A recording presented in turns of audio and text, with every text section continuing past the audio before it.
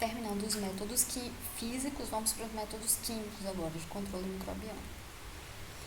Bom, então, os agentes químicos de controle do crescimento bacteriano, eles são usados em tecidos vivos, mas também em tecidos inanimados. Então, poucos agentes químicos, eles vão proporcionar esterilidade. E a gente tem que, quando eleger o agente químico, prestar bastante atenção às propriedades e à concentração do agente. Vamos falar agora de um por um, certo? Então, a gente tem o primeiro, é o fenol. Como que o fenol age? Ele rompe a membrana plasmática do micro-organismo, ele desnatura enzimas e o micro-organismo é levado à morte. Atualmente, ele raramente é utilizado como desinfetante ou antisséptico, devido às possibilidades de irritação e odor desagradável. Mas nós temos os derivados do fenol, que são os compostos fenólicos, que são bem utilizados. Eles também rompem a membrana, desnaturam enzimas, são reativos mesmo na presença de material orgânico e são utilizados em superfícies, instrumentos, pele e mucosa.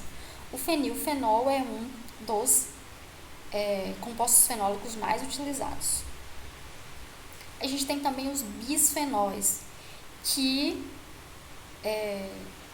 são derivados do fenol. Também tem a função de romper a membrana plasmática do micro-organismo. Eles têm um amplo espectro, porém são mais eficazes contra as gram-positivas, mas também agem sobre gram-negativas. E são geralmente os sabonetes antissépticos para as mãos, loções, etc. Triclosan é um exemplo de bisfenol. Segundo agente químico, biguanidas. Rompem a membrana plasmática também. São utilizados na antisepsia da pele, sobretudo na lavagem pré-cirúrgica. A clorexidina, que a gente encontra em qualquer farmácia, é uma biguanida. E é bactericida, mata mesmo, principalmente não, tanto gram-positivas quanto negativas, mas não consegue destruir algumas espécies de pseudomonas. É uma bactéria realmente bastante resistente à clorexidina. Não são esporocidas, destroem formas vegetativas, mas endósporos não.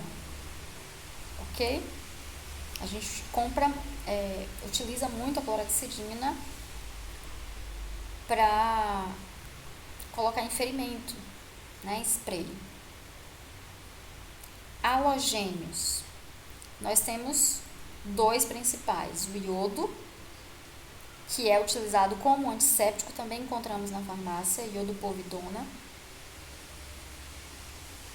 E ele é eficaz contra todos os tipos de bactérias, endósporos, fungos e vírus.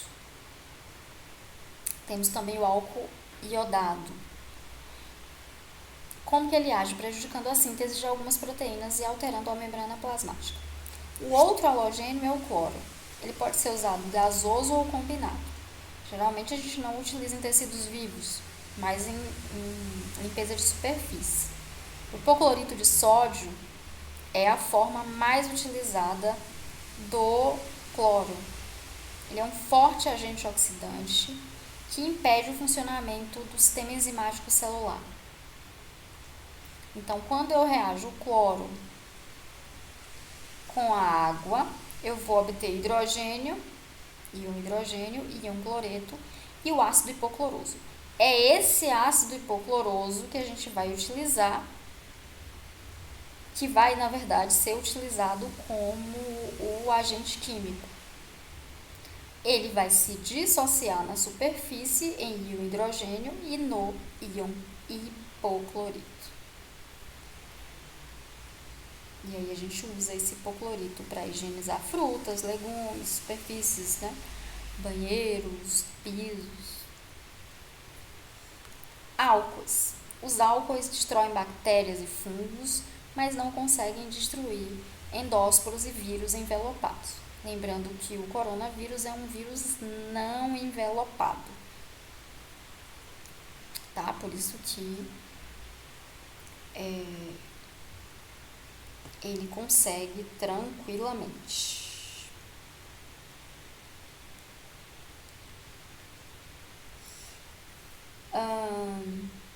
Eles desnaturam proteínas, é o mecanismo de ação, rompem a membrana plasmática e dissolvem também lipídios. Não são antissépticos satisfatórios, certo? Causam coagulação de proteínas, mas ainda assim a bactéria continua a crescer. Então ele destrói uma parte, mas não todo mundo. Os dois tipos de álcool que a gente mais utiliza é o álcool, o etanol, que é o álcool A70 ou o álcool 96, e o isopropanol. Esse é o álcool isopropílico, que é utilizado geralmente em limpezas de eletrônicos. Metais pesados. A prata, o mercúrio e o cobre são os metais pesados mais utilizados, os agentes químicos mais utilizados. E eles são biocidas, eles desnaturam enzimas e proteínas essenciais, certo? A gente tem o nitrato de prata como utilizado como antisséptico, não tão mais, mas já foi utilizado como antisséptico. A sulfadiazina de prata, que é um antibacteriano, também utilizado para tratamento de feridas abertas. E o iodeto de prata.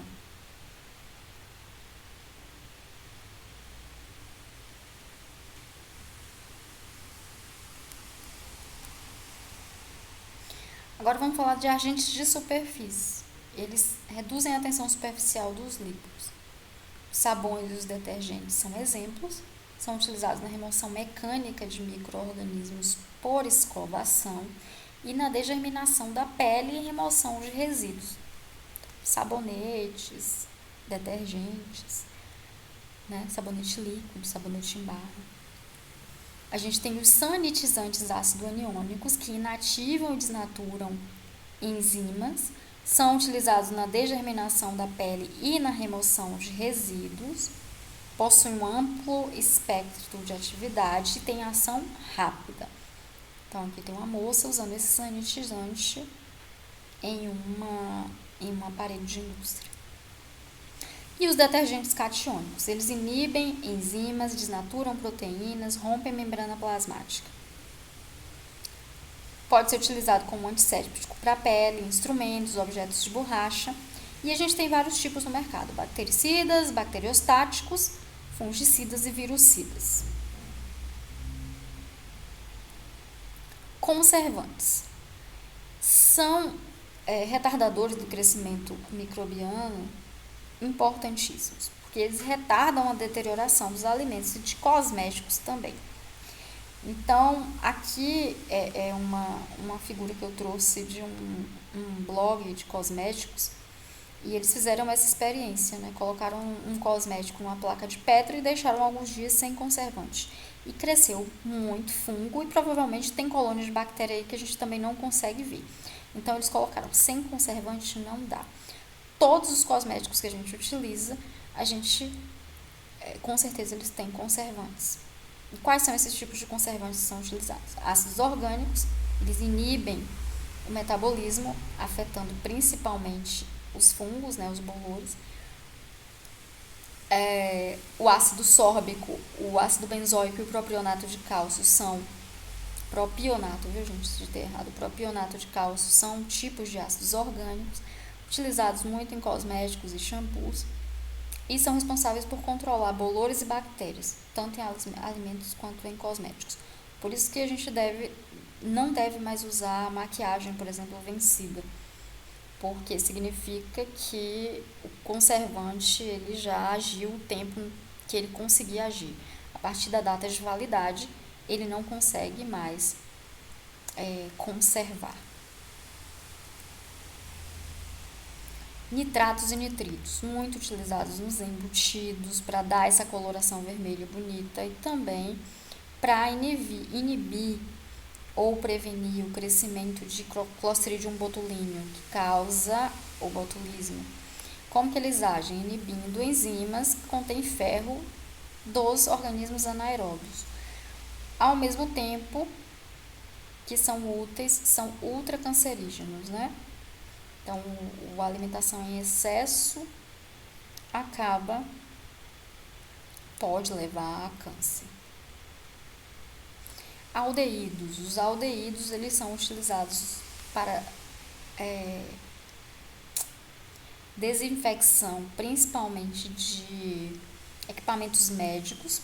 Nós temos o formaldeído e o glutaraldeído como os principais representantes desses agentes químicos relacionados ao controle do crescimento bacteriano. Mas o glutaraldeído, ele é o menos tóxico, então ele é muito utilizado, por exemplo, para esterilizar aparelhos de endoscopia, colonoscopia, que não podem, né, são grandes, muito grandes, não conseguem entrar em um autoclave se a autoclave for pequena. Como que os aldeídos agem? Desnaturando proteínas. Eles são antimicrobianos muito efetivos. Você deixa lá por um bom tempo e ele realmente mata tudo. Nós temos um tipo de esterilização que é a química, que pode ser feita com óxido de etileno ou com outros gases que vão inibir as funções vitais da célula. É feita num aparelho desse, você coloca aqui o que você quer esterilizar e esses gases, eles esterilizam esses objetos que não podem ser esterilizados pelo calor, que seriam danificados. O óxido de etileno é o mais utilizado, mas também o dióxido de cloro ou o peróxido de hidrogênio aquecido podem ser utilizados. Outro tipo de esterilização química é a esterilização por plasma. Esse tipo de esterilização inibe funções vitais da célula. É muito útil para instrumentos médicos tubulares, como também esses aparelhos de endoscopia, colonoscopia, como eu falei. Né? Mas se a clínica ela não tiver, ela pode fazer esterilização com glutaraldeído. E a gente vai utilizar peróxido de hidrogênio excitado em um vácuo por um campo eletromagnético. A gente pode também fazer esterilização química a partir de fluidos supercríticos. Eles inibem funções vitais da célula, eles são úteis para esterilização de implantes médicos e a gente usa dióxido de carbono comprimido a um estado supercrítico. A água oxigenada que a gente já compra na farmácia, né, há muito tempo é o peróxido de hidrogênio. É um tipo de peroxigênio e de outras formas é de oxigênio, gente. Digitei errado também. Que destroem esses micro-organismos por oxidação.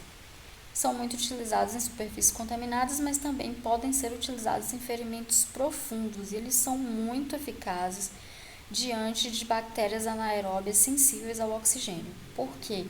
Quando esse peróxido de hidrogênio, H2O2, entrar em contato com as células, uma enzima chamada catalase, ela vai ser liberada e ela vai degradar esse peróxido de hidrogênio em água e oxigênio. Em água e oxigênio não, em hidrogênio e água. Certo? Em água e oxigênio, tá certo. E esse oxigênio, ele é tóxico, né, a esses anaeróbios sensíveis. Então, eles acabam também destruindo essas bactérias que morrem por inanição. A gente pode usar também ozônio, que é o O3, em suplementos para cloração. O peróxido de hidrogênio, ele é utilizado como um antisséptico fraco. Existem estudos que falam que, apesar deles serem bem efetivos contra anaeróbios sensíveis ao oxigênio, eles podem dificultar o processo de cicatrização. Mas é um bom desinfetante em superfícies, né, inanimadas. Eu não recomendo a água oxigenada como antisséptico em casos de feridas muito extensas, porque pode realmente,